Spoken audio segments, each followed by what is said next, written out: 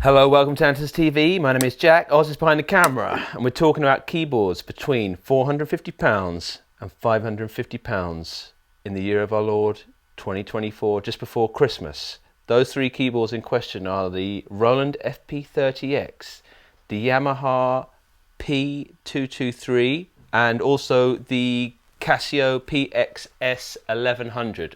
I looked down there, I got some little notes.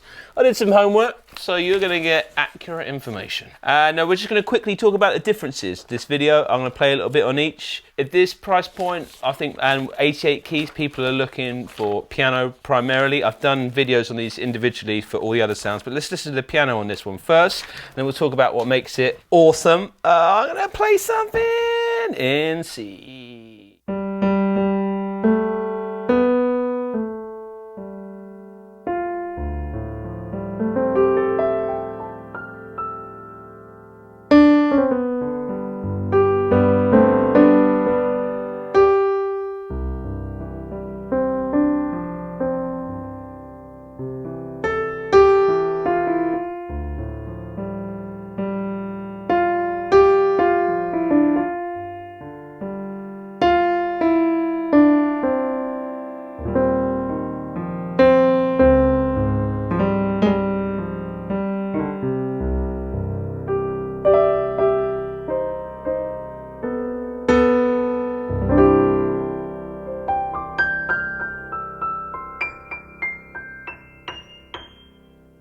It's really nice to play this one.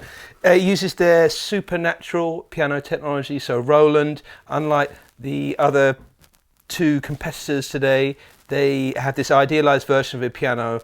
So they thought, oh, instead of copying Steinway, instead of copying Yamaha, ripping that off, we're going to combine our favorite bits, steal from all of those, put them together, use some modeling technology as well. It's called supernatural. It's been out for ages. One of the main strengths is how it responds to velocity. So there you could hear when I was backing off, seems like I've got lots of dynamic range to play with. It's got their PHA4 action, which means it's got a slight ivory feel. It's nice when you look at the side of the keys and in and around the keys, just a little bit more like a real old ivory keyboard action. And what other big, this is for Oz. There's 256 notes of polyphony. Oh my God.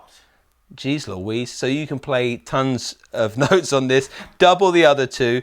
Where does that come up? I mean, I don't think you'll ever touch the sides on there, but this one, it's got 24 sounds there, so more than the model below it in the Roland range. And the other big thing, it has Bluetooth connectivity with MIDI, so you can control apps, like able to note Logic on your phone or your iPad, but also audio over USB. So if you want to record yourself, you don't need a separate audio interface for this. You can just plug in a USB cable. It'll show up in your DAW or recording software, and that really simplifies the process for people if you want to record your piano performances and the audio that's in here, not just controlling other instruments. So pretty cool. Works with their Piano Partner app as well. Quite lightweight, but really booming speakers out this one. A slightly bigger chassis than the FP10 below it. So interesting. I think the main differentiation factor between the FP10 and this will be whether you want to record your piano a lot with the audio over USB, and if you just need a bit more volume in the room.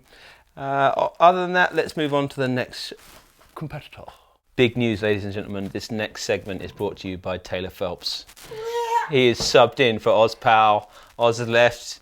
Look at that. Look at that camera. You're feeling it already. And just the truth that he brings to the situation. I realised that I said the last keyboard had 24 sounds. It had 35. This is the keyboard with 24 sounds. This is the Yamaha P223. I'm not sure if I've sat and played this one, so let's just play it. It uses the AWM sampling technology, and this is the first patch as you turn it on. Let's go.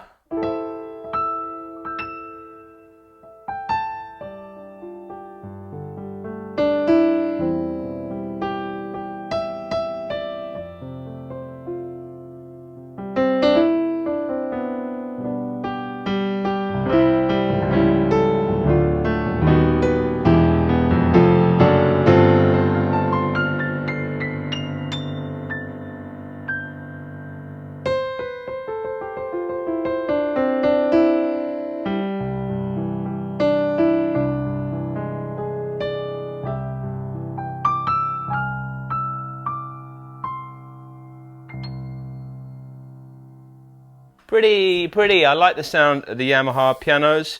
One of the big things in their corner are the fact that they make the real dealio. So they're world famous for making industry standard grand pianos and upright pianos, and even though the sampling technology hasn't changed a lot, there's something about the fact that I think that whoever sampled them, I believe in that synergy. I think you can hear it. They're really clear and defined acoustic pianos. Great action on here. It's weighted, scaled, so it's heavier at the bottom, lighter at the top, like it would be on a real piano.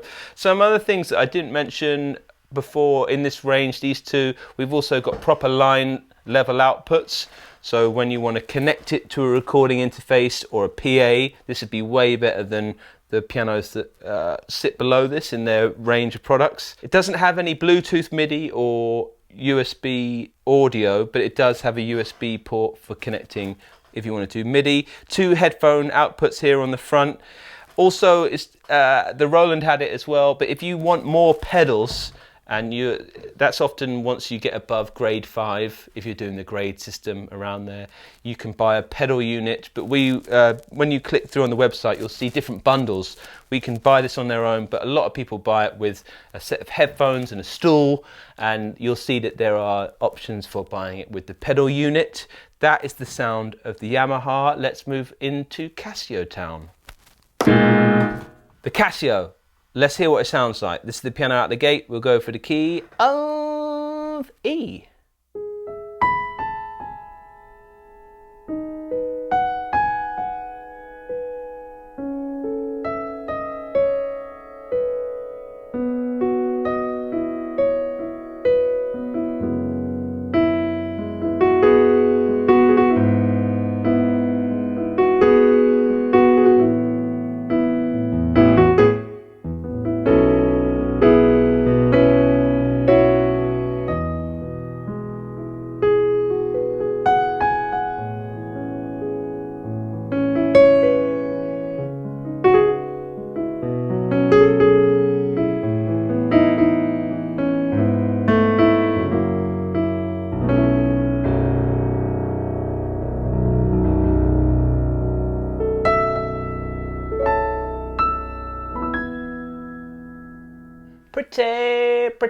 Pretty good. It uses their AIR technology. Casio have been making great leaps and bounds in recent years, and you can hear it. Sounds great.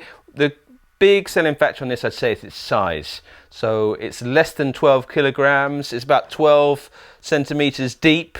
Super compact, despite having speakers in still. It has a very contemporary look, so I think this offers a different prospect in terms of how it looks in your room. It has Bluetooth, MIDI and audio, so you can wireless connectivity to all the apps and such. Also got proper line level left and right outputs, and you can connect a pedal unit if you want those 3 pedals on the bottom. Weighted and scaled action, so heavy at the bottom, light at the top. I quite like the depth of the striations on the keys, so a little bit more of a textured keyboard action.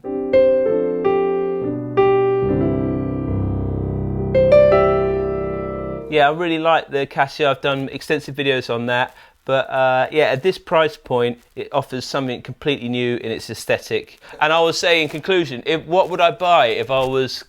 I would buy the Roland if I wanted the most immersive keyboard. Say I was an action fiend, and I'm like, I just want it to feel as close to an acoustic piano as possible. I think that most people would agree Roland are killing it in that. Sound-wise, I'd buy the Yamaha. For me, if I was just playing acoustic pianos, I love the crispness and the sound of Yamaha pianos, and they capture it the best. So they've got that down. If I was pushed for space and I lived in a more contemporary aesthetic, say a new build house or an apartment, and I was under the age of 30, which I'm not, damn it, I would buy the Casio. So they're my opinions, and thanks Taylor for being here and enduring my nonsense. And you too. See you soon.